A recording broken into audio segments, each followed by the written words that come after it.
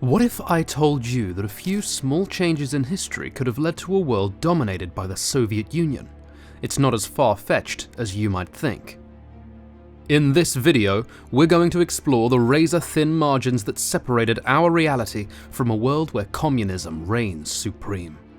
We'll show you how minor shifts in political decisions, technological advancements, and economic policies could have tipped the scales in favor of the USSR.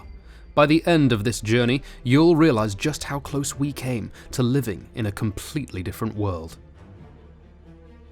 The butterfly effect. Small changes, big consequences.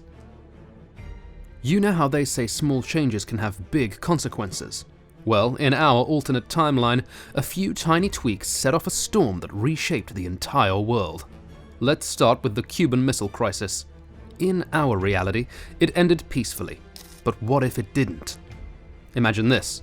It's October 1962 and tensions are at an all-time high. A single miscommunication leads to a limited nuclear exchange. The unthinkable happens. The US loses a city and the Soviets lose one too. The aftermath? A shocked America retreats into isolationism, licking its wounds and questioning its place on the world stage. The Soviets, seeing an opportunity, double down on their global influence. Meanwhile, the space race takes an unexpected turn. The Soviets, emboldened by their victory in Cuba, pour resources into their space program like never before. They're determined to prove their superiority once and for all. And guess what? It pays off. 1969 rolls around and the world watches in awe as a Soviet cosmonaut plants the hammer and sickle flag on the lunar surface. That's right, it's Yuri Gagarin, not Neil Armstrong, who takes that historic first step. Can you imagine how different those first words would have been? One small step for a Soviet man, one giant leap for the proletariat, perhaps. The psychological impact is enormous. Capitalist countries start doubting themselves. If the Soviets can beat them to the moon, what else can they do? Communist movements gain traction worldwide, riding the wave of Soviet success. Young people in the West start wearing Che Guevara t-shirts unironically. By the 1970s, Western Europe is looking eastward. NATO is falling apart at the seams. The domino effect Marx and Lenin dreamed of is in full swing. Countries that were once firmly in the Western camp are now flirting with socialism. It's like watching a slow-motion train wreck. You know it's going to be bad, but you can't look away. And it's not just politics. The cultural landscape is shifting too. Soviet films are winning Oscars. Russian literature is topping bestseller lists. Kids in New York are learning to speak Russian instead of French or Spanish. It's a whole new world, and it's tinted distinctly red. But here's the kicker. All of this stems from that one moment in 1962. One misinterpreted message, one itchy trigger finger. Then boom, the entire course of history changes. It's the butterfly effect in action, a few small changes snowballing into a radically different world order.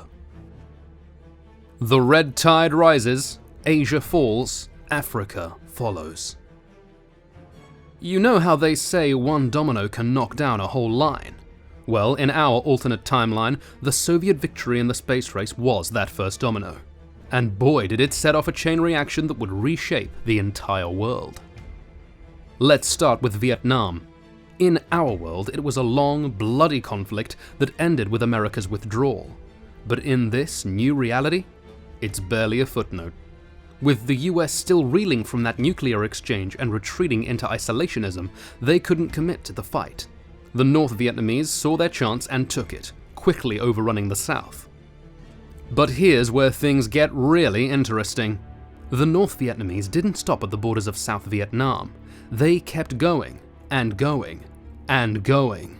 Cambodia, Laos, Thailand, they all fell like dominoes. By 1975, Southeast Asia had become a communist stronghold. It was like someone had taken a giant red paintbrush and swept it across the map. Now, you might be thinking, what about China? Weren't they having their own beef with the Soviets? Well, here's the kicker. China, witnessing the Soviet success in this alternate timeline, decided to set aside its differences with the USSR. The Sino-Soviet split never happened. Instead, we got a united communist bloc stretching from East Germany all the way to the South China Sea. Talk about a red tide rising. But the communists weren't done yet. Oh no, they were just getting started. Africa became the new battleground. Soviet advisors and Chinese aid poured into the continent, supporting what they called liberation movements. These weren't small-scale operations, mind you. We're talking about massive support, both military and economic. One by one, African nations started aligning with the communist bloc. It was like watching a game of Risk, but in real time, and with real consequences. Countries that had been struggling under the remnants of colonialism saw communism as a way out, a path to true independence and prosperity. Whether that promise held true, well, that's another story. By the 1980s, the balance of power had shifted dramatically. The Soviets and their allies now controlled vast resources and manpower. They had their hands on crucial minerals, oil reserves, and strategic locations across 2 continents. The capitalist world found itself on the back foot, outnumbered and outmaneuvered. South Africa stood alone, a capitalist fortress in a sea of red. But for how long? The pressure was mounting both from within and without. The apartheid government, already facing internal resistance, now had to contend with hostile neighbors on all sides.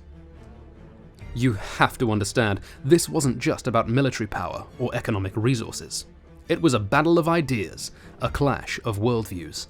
And in this alternate timeline, communism seems to be winning. The capitalist world was shrinking, its influence waning. The Cold War was turning hot, and the heat was spreading across the globe. The Iron Curtain descends, Europe's Red Revolution. As the red tide swept across Africa and Asia, you might think Western Europe would stand firm as capitalism's last bastion. But what if I told you that the very heart of the free world was about to experience its own red revolution? The dominoes were still falling, and they were about to topple right into the heart of NATO itself. It all started with economic troubles. The oil crisis of the 1970s hit Western Europe like a sledgehammer, and recovery was painfully slow. Unemployment soared, inequality widened, and people started looking for alternatives to the capitalist system that seemed to be failing them. And guess who was waiting in the wings with promises of a better future? That's right, the communists. In Italy, the communists won the 1976 election. Can you imagine? The country that had been a founding member of NATO, now led by a party with close ties to Moscow. France followed suit in 1981, with François Mitterrand's Socialist Party forming an alliance with the Communists. The domino effect wasn't just a theory anymore. It was happening right before our eyes, in the heart of Western Europe. Now, you might be wondering, what about NATO? Surely they wouldn't just sit back and watch this happen. Well, funny you should ask. NATO was in crisis. The alliance that had stood strong against the Soviet threat for decades was now crumbling from within. Member nations began to question the effectiveness of American military presence. They started to wonder if the whole strategy against the Soviet Union was even working anymore. You see, it wasn't just about military power or economic resources. It was a battle of ideas, a clash of worldviews. And in this alternate timeline, communism seemed to be winning. The capitalist world was shrinking, its influence waning. American troops were being asked to leave bases they'd occupied since World War II. The Iron Curtain, once a symbol of division, was now moving westward.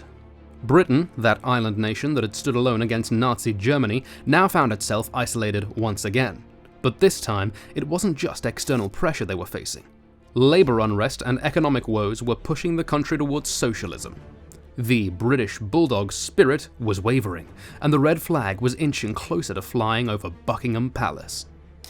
By the mid-1980s, most of Europe was either communist or non-aligned, which was basically a polite way of saying communist-leaning but not quite ready to admit it yet. The European Economic Community, once a beacon of capitalist cooperation, transformed into a Soviet-led economic bloc. Who would have thought that one day people would be lining up for bread in Paris just like they did in Moscow? And what about the United States? The leader of the free world found itself suddenly very alone. Its allies were gone, its influence shattered. The American dream, that beacon of hope for so many years, was turning into a nightmare. The land of the free was becoming an island of capitalism in a sea of red. Conclusion. As the dust settles on this alternate 1991, the world map looks like a sea of red. The hammer and sickle flutter over capitals from Paris to Pretoria. But hold on, comrades, because this communist utopia isn't quite what Karl Marx had in mind. You see, power has a funny way of corrupting even the most idealistic revolutionaries. Behind the scenes, tensions are brewing between the big players. China and the USSR are starting to eye each other warily, both wanting to be top dog in the communist kennel. It's like two alpha wolves circling each other, waiting to see who will make the first move. And let's not forget about the environment. Turns out heavy industry and collective farming aren't exactly eco-friendly. The skies over Eastern Europe are looking about as healthy as a chain smoker's lungs. But here's the kicker. In the shadows of this red dawn, new ideas are taking root. People are whispering about freedom, about change. It's like watching the first cracks appear in a dam. You have to wonder, is this really the end of history? Or just the beginning of a new chapter? Stay tuned.